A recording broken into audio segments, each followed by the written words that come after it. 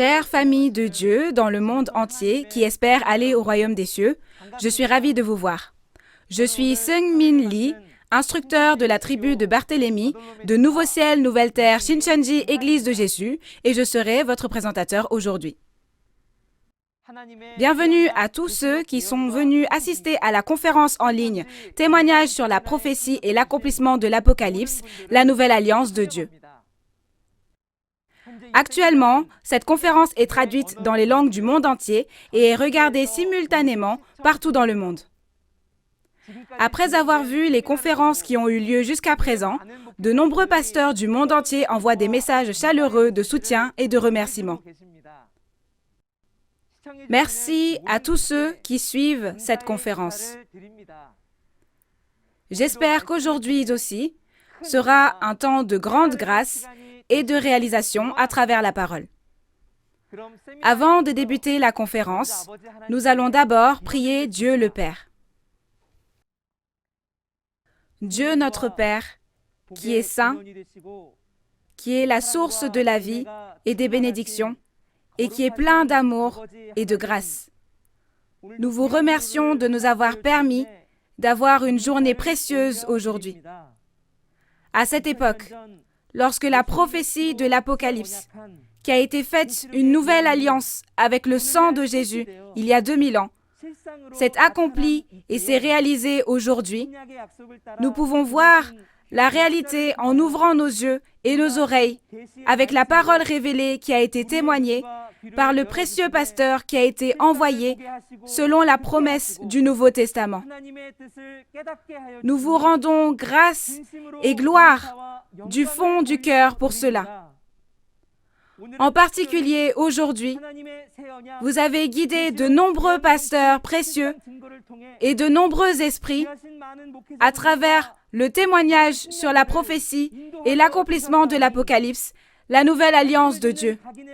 S'il vous plaît, scellez le cœur de chacune des personnes qui entend la parole et ouvrez grand notre cœur, Dieu le Père, afin que ce soit un temps précieux et béni pour entendre, réaliser, voir, entendre, glorifier Dieu et gagner l'espérance et la vie. Nous allons commencer. Alors, s'il vous plaît, soyez avec nous jusqu'à la fin et faites-en un temps précieux et béni pour vraiment glorifier Dieu le Père à travers la parole. Nous avons prié au nom de Jésus, le Sauveur de notre vie. Amen. À la suite d'Apocalypse 12 que nous avons appris la dernière fois, dans le cadre du témoignage sur la prophétie et l'accomplissement de l'Apocalypse, la nouvelle alliance de Dieu, nous allons en apprendre davantage sur Apocalypse chapitre 13 aujourd'hui. Nous allons accueillir Jong-Yeol Kwak, le chef de la tribu de Barthélemy, qui va témoigner de la parole aujourd'hui.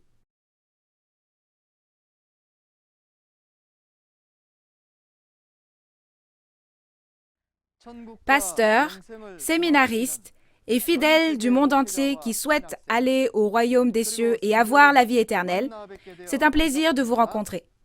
Merci beaucoup d'être venus à la conférence sur l'Apocalypse de Nouveau Ciel, Nouvelle Terre, Shincheonji. Je suis Jong-Yeol Kwak, choisi au nom de Barthélemy, un disciple de Jésus. Aujourd'hui, à la suite de la dernière fois, je vais vous parler du contenu d'Apocalypse 13.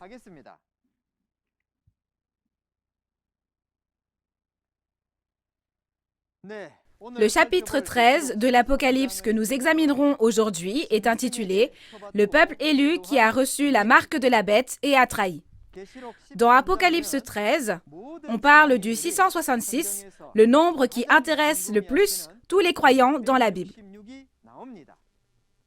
Que pensez-vous que signifie le 666? Je vais vous parler de sa réalité à travers la parole d'aujourd'hui. Alors, j'espère que vous écouterez avec attention. Tout d'abord, un résumé de la référence. La référence que nous allons examiner aujourd'hui est ce que l'apôtre Jean a vu et écrit dans une vision il y a environ 2000 ans. Lorsque ces paroles s'accomplissent, elles n'apparaissent pas littéralement comme écrites dans la vision, mais c'est l'accomplissement physique et la réalité qui apparaissent. Cela signifie que le pasteur promis viendra accomplir la promesse. Dieu qui a prophétisé à Abraham est venu à Moïse et a accompli, et Dieu qui a promis aux prophètes de l'Ancien Testament est venu à Jésus et a accompli la prophétie. De même, les prophéties du Nouveau Testament sont également accomplies par la venue de Jésus qui les a promises. Avant que l'Apocalypse ne soit accomplie, elle était cachée et personne ne savait, mais quand elle est accomplie, l'accomplissement apparaît et il est donc impossible de mentir. Je vais donc maintenant vous témoigner des prophéties de l'Apocalypse, leur accomplissement et même leur réalité. Jésus a dit que ceux qui vont au royaume des cieux sont ceux qui gardent les paroles écrites dans l'Apocalypse sans y ajouter ni y retrancher. Par conséquent, j'espère que tous les pasteurs des églises écouteront ces paroles, les réaliseront et les enseigneront également à leurs membres. Donc j'espère que nous pourrons tous réaliser pleinement et croire à l'Apocalypse et aller au royaume des cieux sans y ajouter ni y retrancher. Le lieu des événements est le tabernacle du ciel d'Apocalypse 13, verset 6. Sa réalité est le ciel, le temple du tabernacle, c'est-à-dire le temple du tabernacle du ciel qui a trahi, et la raison pour laquelle cet endroit est appelé ciel est parce que c'est l'endroit où les 7 anges, les 7 étoiles, ont œuvré dans Apocalypse chapitre 1, 2 et 3. S'il y a des étoiles, ça devient le ciel, n'est-ce pas? Dans Matthieu 24, verset 29 et Apocalypse 6, le ciel où le soleil, la lune et les étoiles s'assombrissent et tombent est également le même ciel que le lieu des événements dans Apocalypse 13 et le même temple du tabernacle. En d'autres termes, le tabernacle des 7 chandeliers d'or où Jean a envoyé les lettres en tant que porte-parole dans Apocalypse 2 et 3 et le tabernacle du ciel dans Apocalypse 13 sont le même endroit.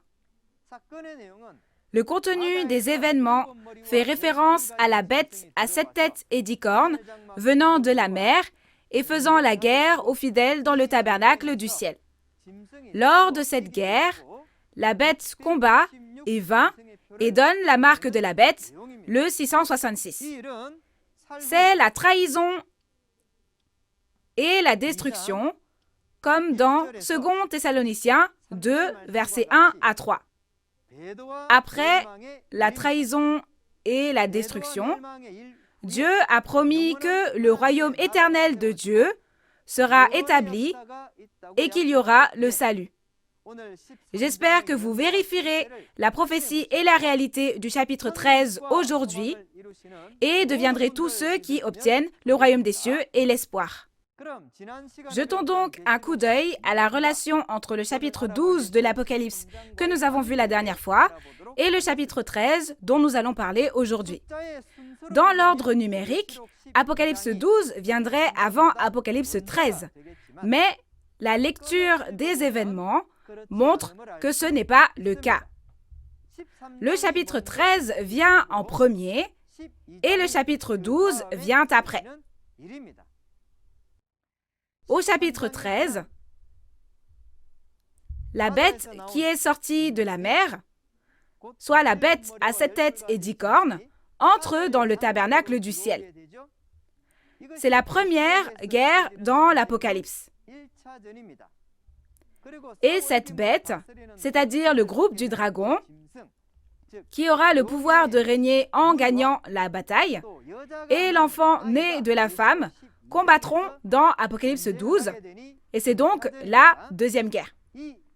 Au chapitre 12, nous avons vu la défaite de la bête et le fait qu'elle est chassée du tabernacle du ciel à l'issue de cette deuxième guerre. Alors, regardons les paroles d'aujourd'hui considérant qu'il y a eu la première guerre dans Apocalypse 13 avant la deuxième guerre dans Apocalypse 12.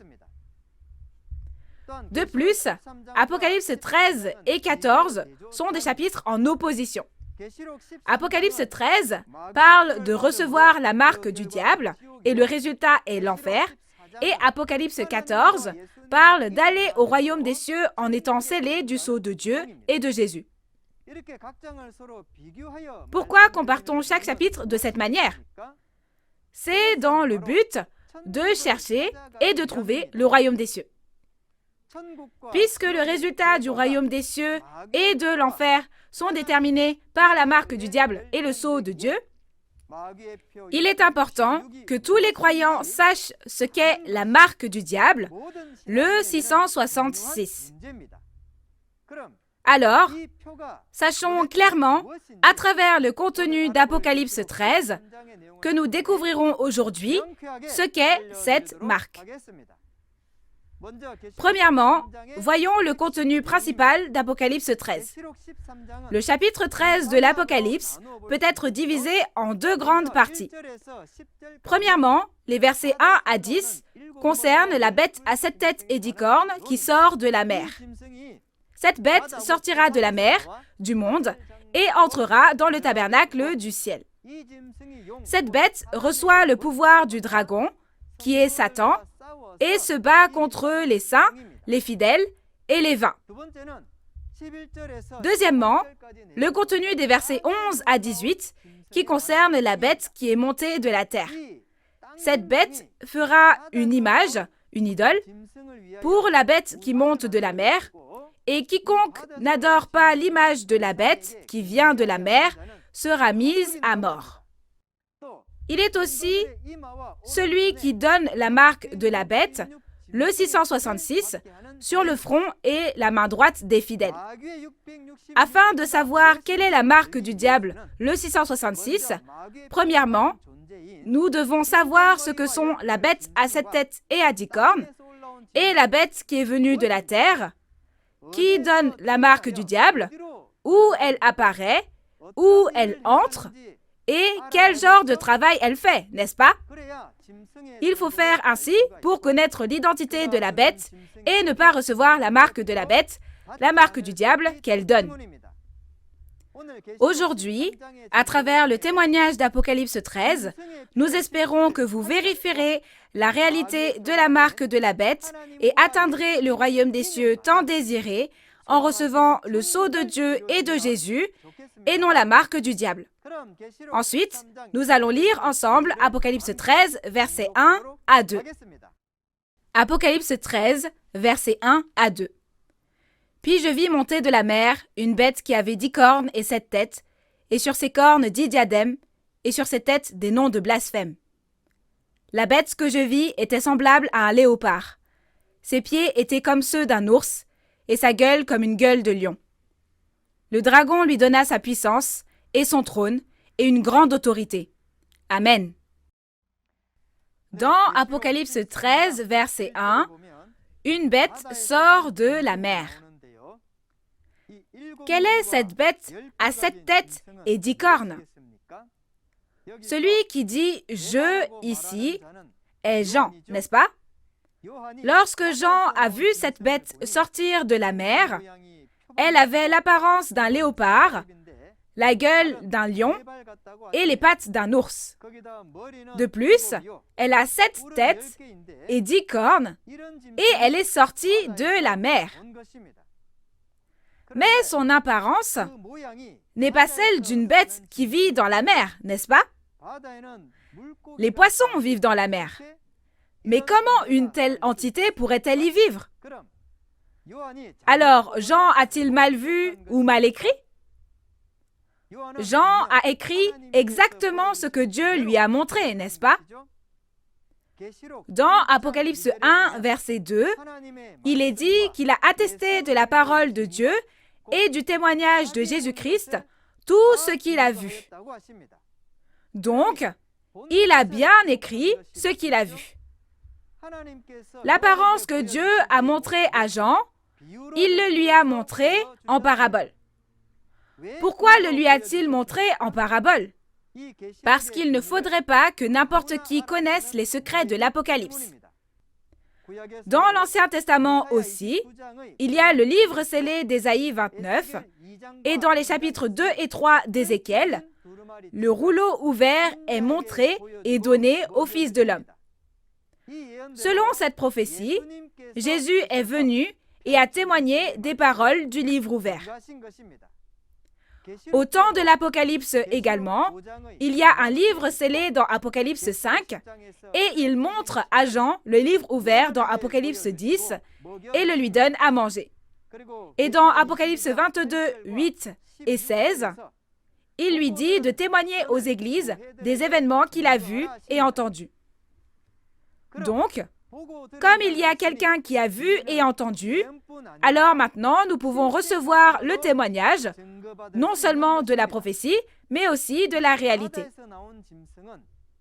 La bête qui sort de cette mer est le faux pasteur qui vient du monde. Dans Matthieu 24, verset 15,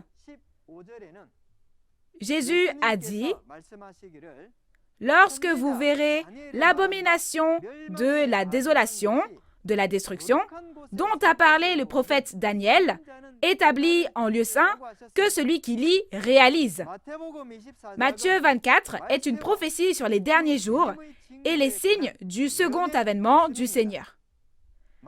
La raison pour laquelle il est dit que celui qui lit le livre de Daniel à la fin des temps réalisera est que le livre de Daniel n'est pas quelque chose qui s'est terminé dans le passé, mais la même chose apparaîtra au second avènement. Dieu a montré à Daniel de nombreuses visions. Daniel a donc aussi vu lui-même ces choses et a écrit, mais il a dit qu'il ne pouvait pas comprendre ce que cela signifiait quand il a vu cela. Quand on regarde au chapitre 12 de Daniel, on voit que Daniel a eu une vision et ne peut pas la réaliser.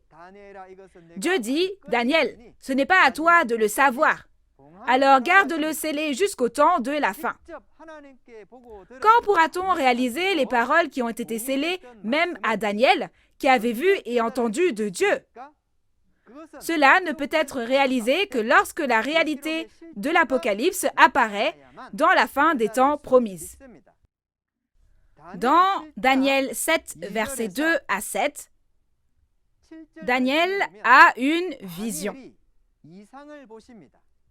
4 grandes bêtes sont sorties de la mer et leur apparence était comme celle d'un lion, d'un aigle, d'un ours et d'un léopard. Le verset 17 dit que la mer est le monde et que les bêtes sont des rois. En d'autres termes, cela signifie les pasteurs qui viennent du monde. Dans 1 Pierre 2, verset 9, on parle d'un sacerdoce royal, donc le prêtre ou le pasteur est le roi. Apocalypse 17, verset 15, dit que cette mer, les grandes eaux sur lesquelles la prostituée est assise, sont des peuples, des foules, des nations et des langues. Tout comme le rassemblement d'un nombre incalculable de personnes s'appelle une mer de personnes, le monde où de nombreux membres d'église de la prostituée sont rassemblés s'appelle la mer, et le pasteur semblable à un roi qui règne sur ce monde religieux est comparé à une bête. Mais pourquoi le pasteur est-il comparé à une bête? C'est parce que la bête ne peut pas comprendre Dieu ni sa parole, même si elle lui est prêchée. De même, dans Proverbe 30, versets 2 à 3, une personne qui n'a ni connaissance de Dieu, ni sagesse, est appelée une bête. Par conséquent, la bête désigne le faux pasteur qui ne connaît pas Dieu ni sa parole. De plus, la raison pour laquelle cette bête est comparée à des animaux tels que le lion, l'ours et le léopard est que c'est un destructeur qui fait du mal aux fidèles qui sont comme des brebis. Alors, quelles sont les têtes et les cornes de cette bête? Les chefs de gouvernement, de pays, de groupes sociaux et d'écoles sont souvent appelés la tête. De la même façon, on peut dire que le pasteur qui représente l'Église est comparé à une tête. Ainsi, les 7 têtes sont les 7 rois, les 7 pasteurs, comme dans Apocalypse 17, versets 9 à 10.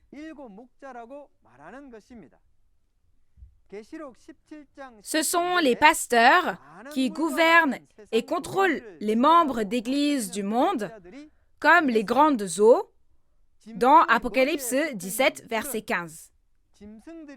Tout comme les cornes attachées à la tête des bêtes sont utilisées comme armes lors des combats, les cornes en parabole symbolisent la figure d'autorité qui combat au nom de la tête, le chef des pasteurs.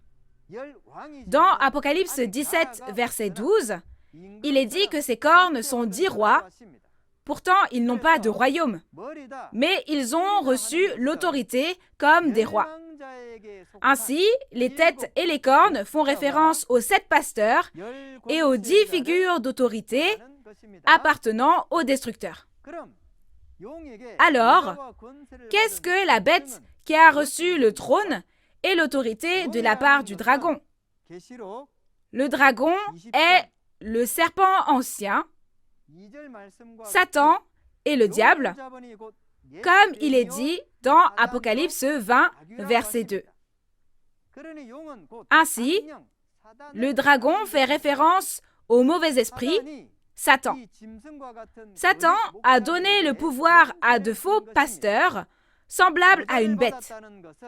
Recevoir le trône signifie que les mauvais esprits sont avec eux, et recevoir l'autorité signifie prêcher les paroles de cet esprit mauvais, c'est-à-dire Satan, et faire son œuvre. En d'autres termes, le pasteur comparé à la bête de la mer n'est pas un vrai pasteur, mais un faux pasteur, travaillant non pas en tant que porte-parole ou au nom de Dieu, mais en tant que porte-parole et au nom de Satan. Tout comme Satan et les mauvais esprits prennent des gens pour trône et sont avec eux, Dieu et Jésus ont aussi pris quelqu'un pour trône.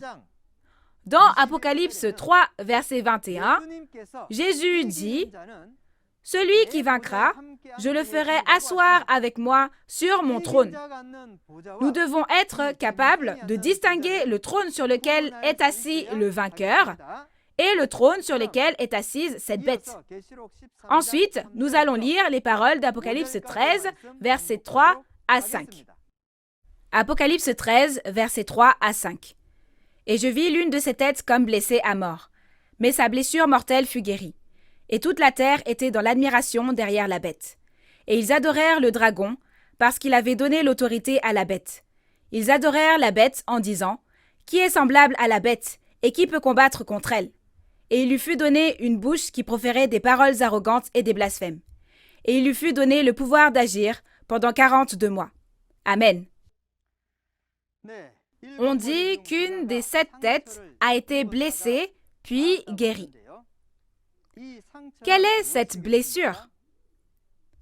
Bien qu'il y ait l'accomplissement physique, je vais vous en parler en utilisant des pseudonymes. À ce moment-là, M. Kem et M. Laterre, du Centre d'éducation des intendants, se sont disputés pour un poste semblable à celui de chef de l'organisation. Dans cette lutte, M. Laterre, qui n'avait pas pu occuper le poste, a été blessé dans son cœur et était sur le point d'arrêter de travailler au Centre d'éducation des intendants. Ainsi, la blessure que l'une des 7 têtes a reçue est une blessure au cœur causée par une lutte pour l'autorité. Cependant, puisqu'il a été dit que sa blessure était guérie, sa blessure au cœur a été résolue car M. Laterre a obtenu cette position de chef. Ainsi, M. Laterre devient le pasteur représentatif des 7 têtes et fait l'œuvre de la destruction. Alors, maintenant, la terre entière adore la bête et le dragon. En conséquence, Les habitants du tabernacle, comme de la terre, servent les faux pasteurs comme des bêtes et adorent le dieu du diable comme le dragon.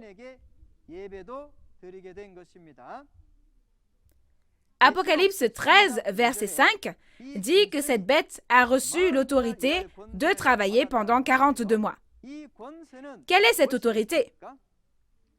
Dans Apocalypse 11, verset 2, il est dit que la bête, soit les païens, fouleront aux pieds pendant 42 mois et dans la référence principale, il est dit qu'il lui fut donné une bouche qui proférait des paroles arrogantes et des blasphèmes.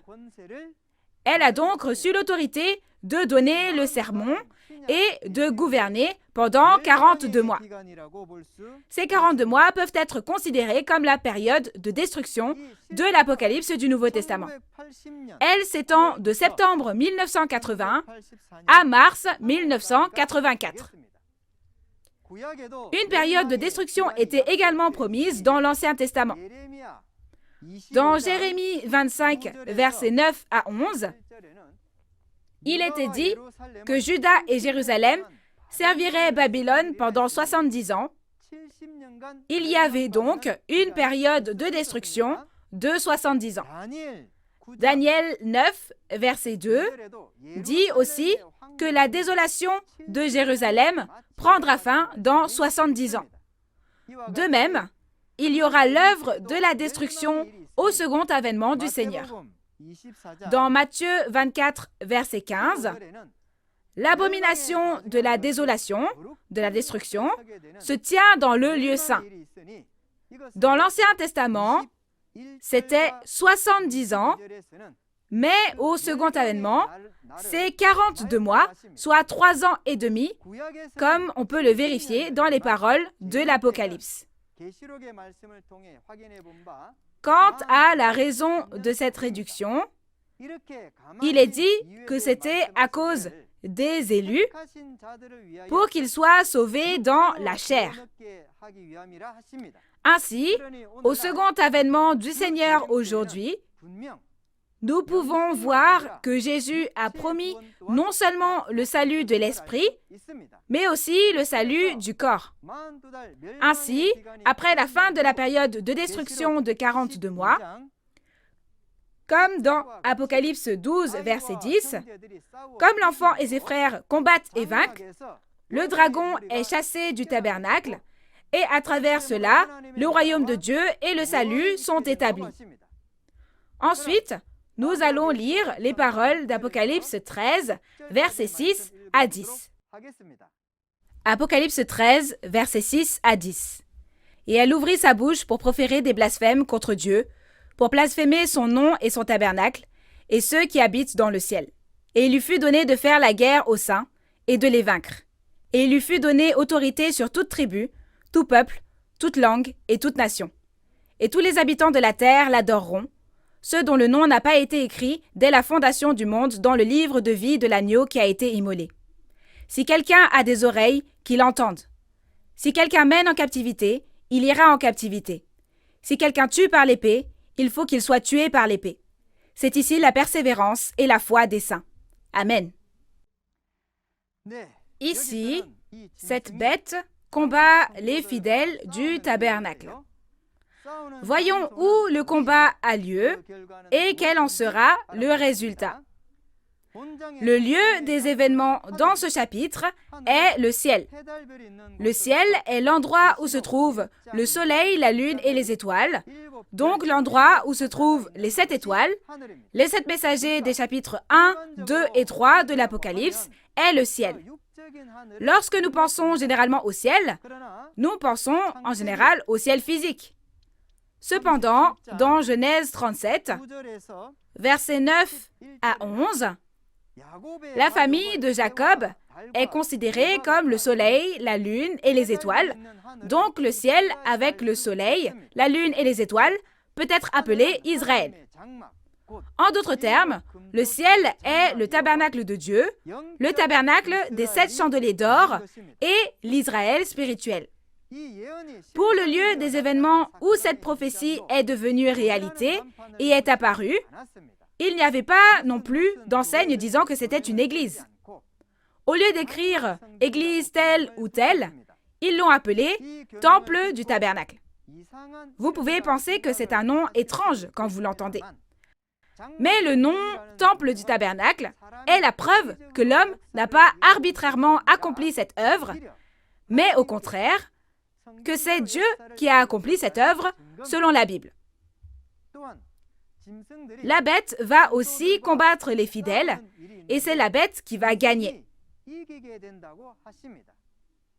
Alors, avec quelle arme ont-ils combattu et gagné? Avec le mensonge et l'autorité ecclésiastique. Ce mensonge n'est pas le mensonge ordinaire, mais la fausse vérité qui est d'ajouter ou de retrancher arbitrairement aux paroles de la Bible, comme dans Proverbe 30, verset 6. Même à l'époque du premier avènement de Jésus, les scribes et les pharisiens ont persécuté Jésus en le traitant de secte et ont combattu avec leurs mensonges et leurs fausses vérités, leur pouvoir dans le monde et leur autorité ecclésiastique. De la même manière, aujourd'hui aussi, les faux pasteurs, comme des bêtes, qui sont entrés dans le tabernacle du ciel, ont persécuté le tabernacle avec les mensonges et la fausse vérité qu'ils avaient et le pouvoir dans le monde et l'autorité ecclésiastique. Et dans cette guerre, ils ont combattu et gagné contre les pasteurs et les fidèles du tabernacle. Concernant les tribus, peuples, nations et langues contrôlées par la bête, il faut référence aux nations, peuples, langues et rois d'Apocalypse 10, à qui la parole est prêchée à nouveau après que le livre ouvert a été reçu et mangé et qu'un ordre a été donné. Ce sont les membres d'Église appartenant à la bête, y compris les fidèles du tabernacle qui ont trahi. Pourquoi Dieu a-t-il dit de leur prêcher à nouveau les paroles du livre ouvert? C'est parce que c'est le peuple qui a été capturé par Babylone d'Apocalypse 17 et 18, le lieu qui est sous le contrôle des 7 têtes et des 10 cornes d'Apocalypse 13. Ainsi, comme dans Apocalypse 18, verset 4 et Apocalypse 17, verset 14, il leur dit « Sortez de là, mon peuple !» et dit de les faire sortir de cet endroit. Alors, quel est le résultat de ceux qui adorent la bête? Le résultat de ceux qui adorent la bête sera l'étang de feu et de soufre. Selon Apocalypse 14, versets 9 à 10, si on adore la bête, on va dans l'étang de feu et de soufre. Résultat, ne vont-ils pas tous en enfer? Chers auditeurs, le village planétaire est vaste et il y a beaucoup de monde. Il y a aussi beaucoup de croyants. Alors, ce serait un énorme problème si on disait que tout le monde sur cette terre adorait la bête.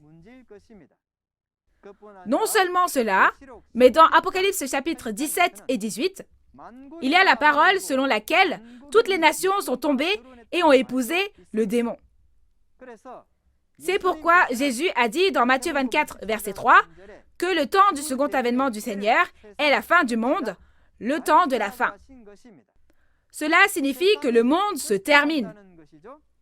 Ce n'est pas la fin du monde physique, le village planétaire, qui touche à sa fin, mais c'est le monde religieux qui touche à sa fin. Au premier avènement aussi, dans Matthieu 4, Satan montra toutes les nations et dit qu'elles étaient toutes à lui. C'est encore le cas aujourd'hui. Croyez en Jésus, croyez en Dieu. C'est facile à dire, mais c'est croire en quoi?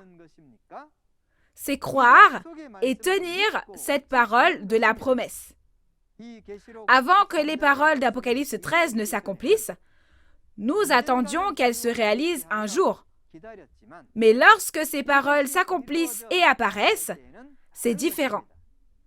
Cela signifie que nous devons avoir le cœur qui croit après avoir vu et entendu l'accomplissement physique qui est apparu selon cette promesse, une fois complète, et de la persévérance. Ceux qui croient en l'accomplissement physique qui est apparu selon la parole de cette prophétie ne se prosterneront pas devant les destructeurs, ni ne leur appartiendront lorsque ces derniers apparaîtront dans le tabernacle du ciel. Cependant, si on ne croit pas à cette parole, on est détruit par la bête de la mer. Par conséquent, j'espère qu'à l'avenir, nous réaliserons tous pleinement les paroles de l'Apocalypse et atteindrons une foi et une persévérance parfaite. Ensuite, nous allons lire Apocalypse 13, versets 11 à 15. Apocalypse 13, versets 11 à 15. Puis je vis monter de la terre une autre bête, qui avait 2 cornes semblables à celles d'un agneau, et qui parlait comme un dragon. Elle exerçait toute l'autorité de la première bête en sa présence, et elle faisait que la terre et ses habitants adoraient la première bête, dont la blessure mortelle avait été guérie. Elle opérait de grands prodiges, même jusqu'à faire descendre du feu du ciel sur la terre à la vue des hommes. Et elle séduisait les habitants de la terre par les prodiges qui lui étaient donnés d'opérer en présence de la bête, disant aux habitants de la terre de faire une image à la bête qui avait la blessure de l'épée et qui vivait. Et il lui fut donné d'animer l'image de la bête, afin que l'image de la bête parlât, et qu'elle fit que tous ceux qui n'adoreraient pas l'image de la bête fussent tués. Amen. Alors, quelle est la bête qui est montée de la terre? Premièrement, au verset 11, il est dit « Puis je vis monter de la terre une autre bête ». C'est donc un verset qui nous dit que le vainqueur a vu la bête qui est montée de la terre. Alors, quelle est la bête qui est montée de la terre? Pour connaître la marque du 666, vous devez connaître cette bête de la terre. Parce que la bête qui monte de la terre donne la marque du 666. La réalité de cette bête de la terre est Monsieur le serpent du temple du tabernacle. La bête qui est montée de la terre est la chair qui est issue du tabernacle des 7 chandeliers d'or et est devenue un avec les destructeurs.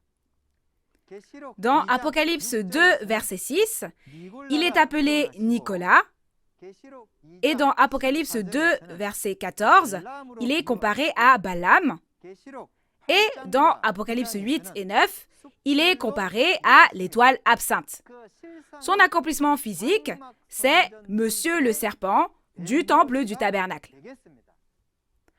Alors, quelle est la différence entre la bête qui monte de la mer et la bête qui monte de la terre?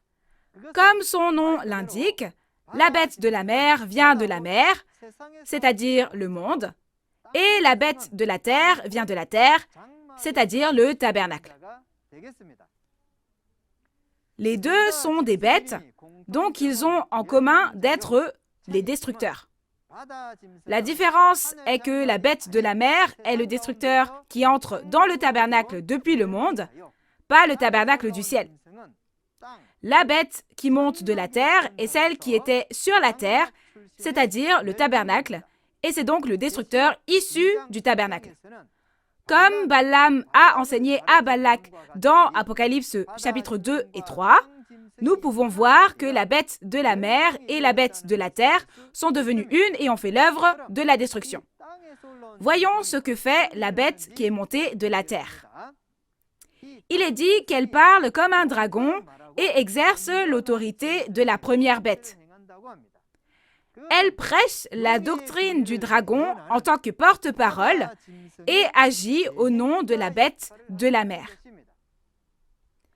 On dit aussi qu'elle fait adorer la bête qui est sortie de la mer, et cela signifie qu'elle fait croire et suivre cette bête de la mer, le pasteur de la destruction, comme si c'était le vrai pasteur. On dit aussi qu'elle fait descendre le feu du ciel. C'est la bête de la terre qui fait descendre le feu du ciel vers la terre, n'est-ce pas? Mais ce n'est pas un feu physique à prendre au pied de la lettre. L'Apocalypse de Jean est écrite en parabole et en vision. Lorsque la bête de la terre fait descendre le feu du ciel, elle fait descendre la doctrine de la bête vers les fidèles sur l'autel du tabernacle et tue leur esprit vivant. Jérémie 5, verset 14 dit que la parole de Dieu est comme le feu. Aussi, Jésus dit dans Luc 12, verset 49, « Je suis venu jeter un feu sur cette terre. » Alors, est-ce qu'un feu physique sortait de la bouche de Jésus? Ce n'est pas ça, n'est-ce pas? De la bouche de Jésus sont sorties les paroles de vérité. Le feu de la bête, à l'inverse, est la fausse doctrine qui sort de la bouche du faux pasteur. Dans Apocalypse 9, verset 17, les cavaliers de Satan sortent, et quand on regarde leurs chevaux et leurs cavaliers, du feu, de la fumée et du soufre sortent de leur bouche, et ils tuent un tiers des hommes avec cela. Le feu ici n'est pas le feu physique, et la mort n'est pas la mort physique non plus. C'est le feu spirituel, la fausse doctrine, et la mort spirituelle, soit la mort des esprits des fidèles. À l'inverse, dans Apocalypse 11, verset 5, le feu sort de la bouche des deux témoins et consume leurs ennemis. Il ne s'agit pas de consumer le corps avec le feu physique, mais de consumer l'esprit de l'ennemi avec la parole de vérité, qui est un feu spirituel. De même, les paroles et les fausses doctrines qui sortent de la bouche de la bête de la terre deviennent du feu et tuent les esprits des fidèles du tabernacle. Alors, quelle est l'image, soit l'idole faite par la bête? Les idoles sont de faux pasteurs établis par le destructeur. Dans Apocalypse 2, il est dit qu'ils ont mangé les viandes sacrifiées aux idoles, et c'est précisément de ces idoles dont on parle ici. Le lieu des événements d'Apocalypse 2 et 3 et d'Apocalypse 13 est donc le même, n'est-ce pas? De plus, dans Daniel chapitre 3, le roi Nebuchadnezzar de Babylone fait faire une idole et tue tous ceux qui ne l'adorent pas. Dans Apocalypse 13, ils ont érigé des idoles et ils veulent tuer ceux qui ne se prosternent pas parmi les fidèles dans le tabernacle du ciel. On peut donc dire que c'est une situation similaire à celle de Daniel 3, où le roi de Babylone érige une idole. Alors, qu'est-ce que l'image, l'idole en parabole, dont on parle dans les prophéties de la Bible? Dieu dit dans Habakkuk 2, verset 18, que les idoles sont de faux enseignants. Quand on dit idole, on pensait à une idole physique, au fait de se rendre dans un temple pour faire un Bouddha et se prosterner devant lui. Mais ce n'est pas le cas. Une idole physique est juste un morceau de fer qui ne peut pas bénir les hommes ni leur nuire. Les idoles ici parlent de personnes, c'est-à-dire de faux pasteurs. La prophétie selon laquelle la bête de la terre a érigé une idole s'est également accomplie aujourd'hui. Dans la réalité, il y a 17 évangélistes du temple du tabernacle qui ont été ordonnés pasteurs. À cette époque, les pasteurs, comme des bêtes qui sont entrés dans le tabernacle, ont ordonné pasteurs d'une seule imposition des mains 17 évangélistes issus du tabernacle qui ne sont pas allés à l'école de théologie et n'ont pas obtenu de diplôme. Si une personne qui n'est pas diplômée d'une école de théologie devient pasteur avec une seule imposition des mains, quel est le besoin des écoles de théologie? Ainsi, à travers cet événement, nous pouvons voir que les destructeurs sont plus corrompus que le monde. Ainsi, ils étaient à l'origine des évangélistes du temple du tabernacle, mais maintenant, ils sont devenus un avec les destructeurs et sont devenus comme des idoles qui tuent les esprits des fidèles du tabernacle. Ainsi, dire que tous ceux qui n'adorent pas les idoles sont mis à mort signifie que tous ceux qui ne suivent pas les faux pasteurs comme des idoles seront excommuniés et radiés. Ensuite, regardons la marque de la bête, le 666. Nous allons lire ensemble la parole d'Apocalypse 13, versets 16 à 18. Apocalypse 13, versets 16 à 18.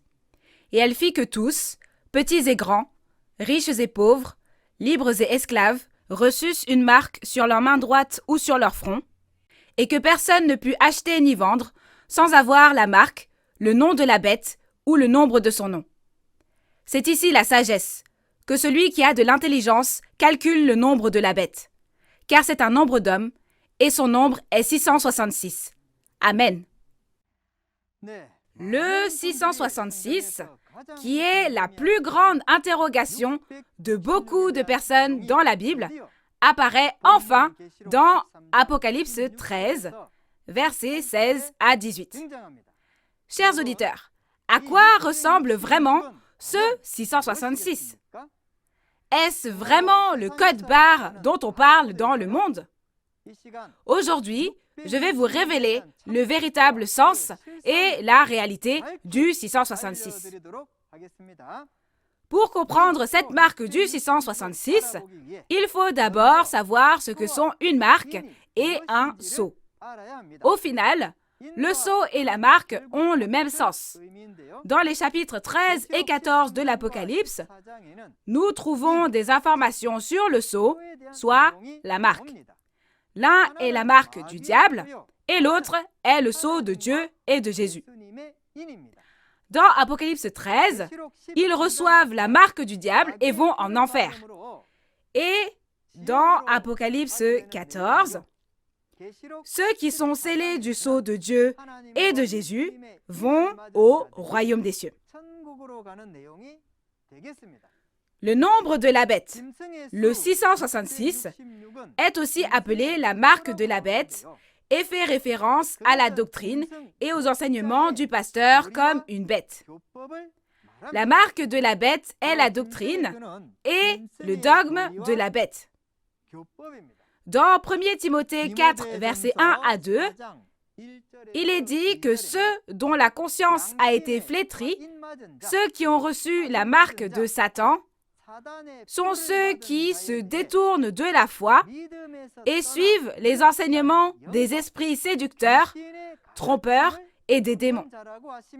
D'un autre côté, Jean 3, versets 31 à 34, dit que ceux qui reçoivent le témoignage de Jésus sont scellés. Ceux qui ont été scellés du sceau de Dieu et de Jésus sont ceux qui acceptent la parole. Mais dans Apocalypse 13, la marque a été donnée avec le nom de la bête, n'est-ce pas?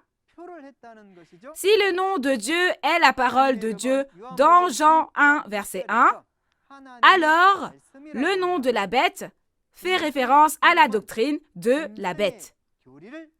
En d'autres termes, donner la marque avec le nom de la bête signifie transmettre la doctrine et le dogme de la bête. Alors, où ont-ils reçu la marque? Il est dit qu'ils l'ont reçue sur le front, n'est-ce pas? À travers cette réalité qui est apparue, nous pouvons aussi réaliser comment la prophétie s'est accomplie. Où les 17 évangélistes issus du temple du tabernacle ont-ils reçu l'imposition des mains sur la tête? Ils ont reçu la marque sur le front et où aussi? Sur la main droite, pas sur la gauche. Et la prophétie s'est accomplie lorsque les membres du temple du tabernacle ont levé la main droite et ont prêté serment et ont dit accepter la doctrine de la bête. En levant la main droite et en acceptant la doctrine de cette bête, cette réalité a été accomplie. Alors, qu'est-ce que cela signifie de ne pas pouvoir acheter ni vendre? Cela signifie de ne pas pouvoir prêcher ni écouter le sermon. Dans Matthieu 13, versets 45 et 46, la prédication de la parole est comparée au commerce de perles. De plus, dans Matthieu 25, Le commerce de la parole est comparé au commerce des talents. On peut dire que faire du commerce consiste à acheter et à vendre, n'est-ce pas? Ainsi, l'interdiction d'acheter et de vendre pour ceux qui n'ont pas reçu la marque signifie que ceux qui n'acceptent pas le fait qu'il y a eu une telle ordination ne sont pas autorisés à prêcher ni à écouter de sermons.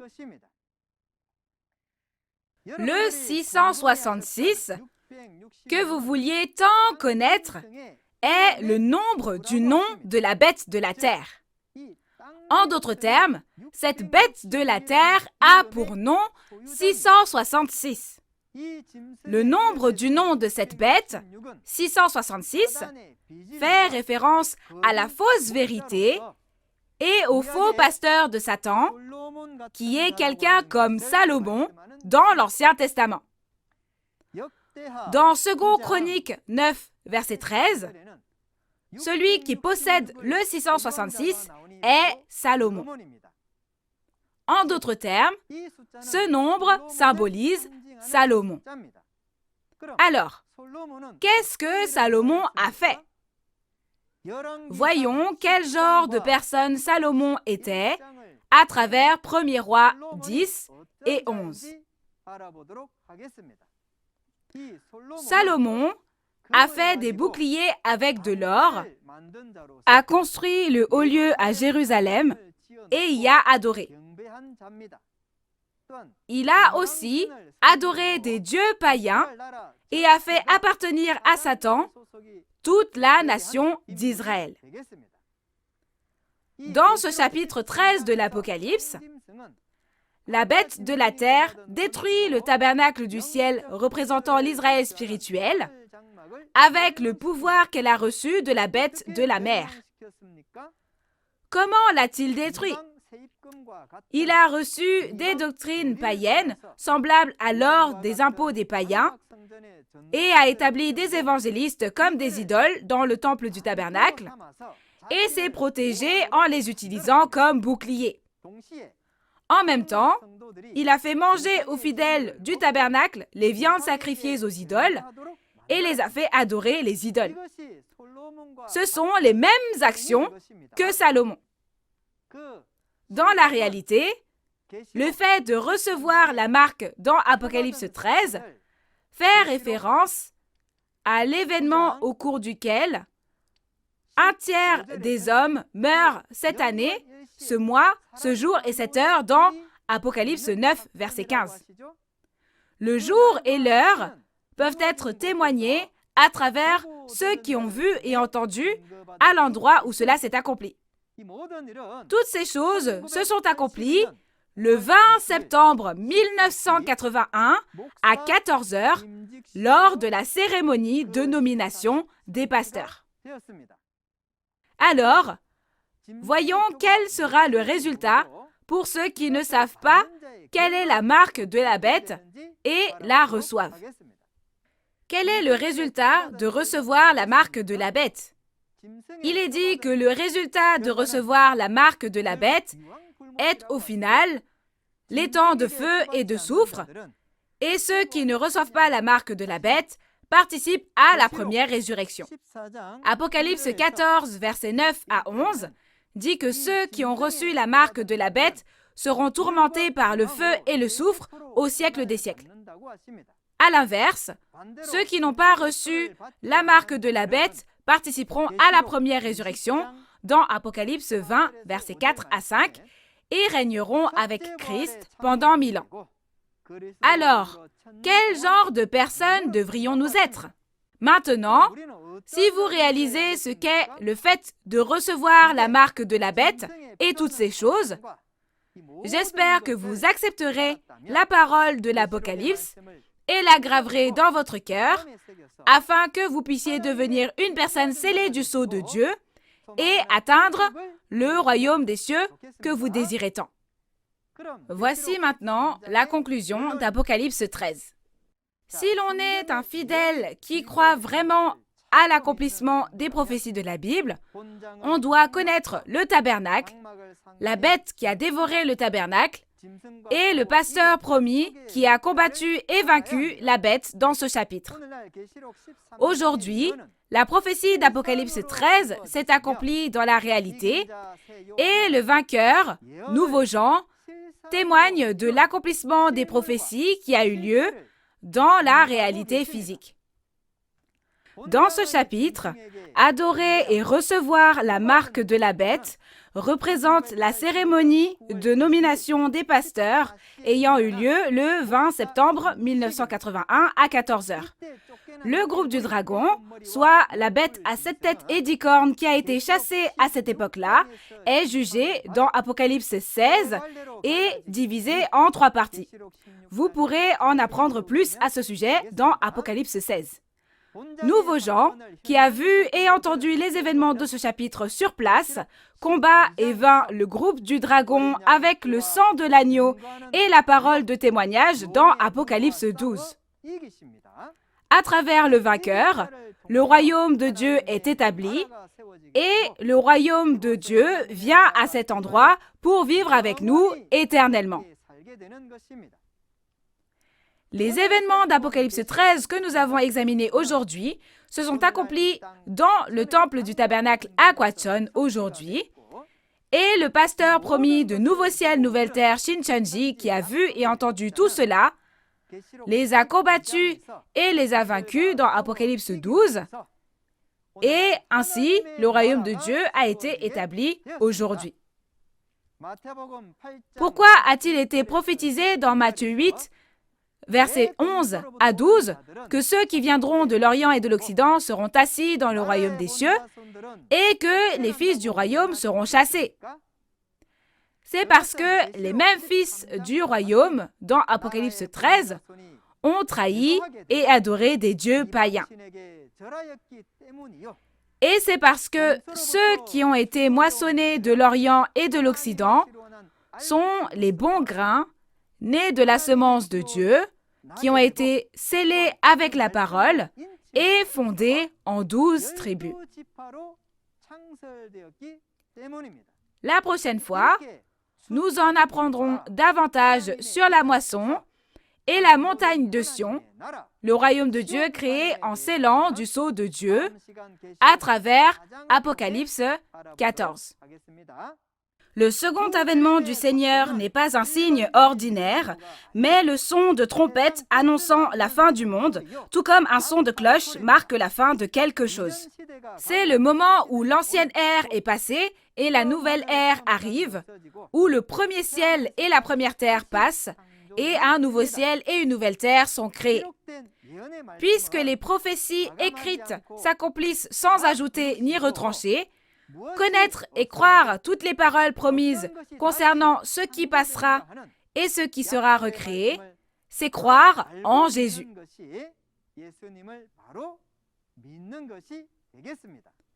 Tout comme Moïse et Jésus ont témoigné selon ce qu'ils ont vu et entendu de Dieu, aujourd'hui, le président de Nouveau Ciel, Nouvelle Terre, Shincheonji, Man Hee-lee, est aussi celui qui témoigne de ce qu'il a vu et entendu de Jésus en tant que messager de Jésus dans Apocalypse 22, verset 16. Pasteurs, séminaristes et fidèles du monde entier qui sont frères et sœurs dans la foi. Ce serait une grande bénédiction que toutes les promesses que Jésus a faites à l'époque à laquelle nous vivons soient accomplies.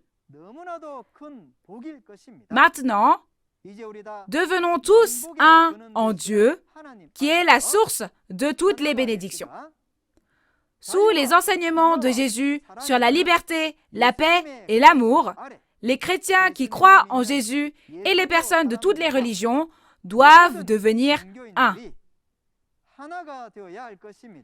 Si nous devenons un, la guerre prendra fin et la paix mondiale sera établie. Et nous vivrons ensemble pour toujours au royaume des cieux. Dans la liberté, la paix et l'amour, construisons un monde du royaume des cieux sans péché ni loi. Nous sommes un. We are one. Merci. Nous allons prier tous ensemble. Dieu notre Père, qui est plein d'amour et de grâce, merci d'avoir permis cette précieuse conférence sur l'Apocalypse aujourd'hui et de nous avoir permis de méditer sur les paroles d'Apocalypse 13. Ce livre, qui avait été scellé dans la main droite de Dieu pendant 2000 ans, a été ouvert par Jésus en ouvrant les sceaux. Merci d'en avoir témoigné clairement à travers le pasteur promis aujourd'hui. Veuillez nous bénir tous afin que nous puissions tous atteindre le royaume des cieux et la vie éternelle en réalisant l'Apocalypse, la loi de la nouvelle alliance. S'il vous plaît, faites en sorte qu'il n'y ait pas une seule personne qui ne puisse réaliser et accordez-nous les yeux pour voir, les oreilles pour entendre et le cœur pour réaliser, afin que tous les peuples du monde puissent connaître la vérité et œuvrer pour le royaume de Dieu et la vie éternelle. Nous rendons grâce pour toutes choses et nous prions toutes ces paroles au nom de Jésus. Amen. Je regardais et voici l'agneau se tenait sur la montagne de Sion et avec lui 144 000 personnes. Alors l'agneau ici se réfère à Jésus, n'est-ce pas? Où Jésus viendra-t-il lors du second avènement? Il vient sur cette montagne de Sion. Le lieu de rencontre qui relie Jésus et les 144 000, c'est la montagne de Sion, n'est-ce pas? N'y a-t-il que les 144 000 qui doivent aller au royaume des cieux où se trouvent Dieu et Jésus? Tous les pasteurs qui écoutent cette parole seront les meilleurs pasteurs, reconnus par Dieu, s'ils réalisent d'abord la parole, puis témoignent de la parole de vérité aux fidèles qui leur appartiennent, afin qu'ils puissent être moissonnés. Chers auditeurs, avez-vous reçu beaucoup de grâce à travers la parole aujourd'hui? Comme vous avez pu le voir dans la vidéo, ce jeudi, l'instructeur Jong-Woo Lee de la tribu de Pierre prêchera la parole sur Apocalypse 14.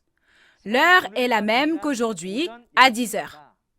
J'espère que vous participerez et réaliserez la vraie volonté de Dieu et le royaume des cieux. Tous ceux qui apprennent les paroles de l'Apocalypse à travers cette conférence, nous marchons ensemble sur le chemin du royaume des cieux, pas à pas. Nous espérons que vous continuerez avec nous sur ce chemin jusqu'à la fin. En plus de ce que vous avez entendu aujourd'hui, si vous avez d'autres questions ou demandes de renseignements sur l'Église Nouveau Ciel Nouvelle Terre Shincheonji et sa doctrine, veuillez nous contacter au numéro de téléphone affiché à l'écran. Nous vous guiderons en détail et avec amabilité. Enfin, nous rendons grâce et gloire à Dieu d'avoir permis ce temps afin que le monde entier devienne un dans la vérité. Nous allons conclure en faisant la prière que le Seigneur nous a enseignée. Nous allons faire le Notre Père tous ensemble. Notre Père qui es aux cieux, que ton nom soit sanctifié, que ton règne vienne, que ta volonté soit faite sur la terre comme au ciel. Donne-nous aujourd'hui notre pain de ce jour. Pardonne-nous nos offenses, comme nous pardonnons aussi à ceux qui nous ont offensés. Et ne nous laisse pas entrer en tentation, mais délivre-nous du mal. Car c'est à toi qu'appartiennent le règne, la puissance et la gloire pour les siècles des siècles. Amen. Ceci conclut la conférence en ligne de Nouveau Ciel, Nouvelle Terre Shincheonji sur le témoignage sur la prophétie et l'accomplissement de l'Apocalypse, la nouvelle alliance de Dieu. Merci à tous ceux qui nous ont rejoints.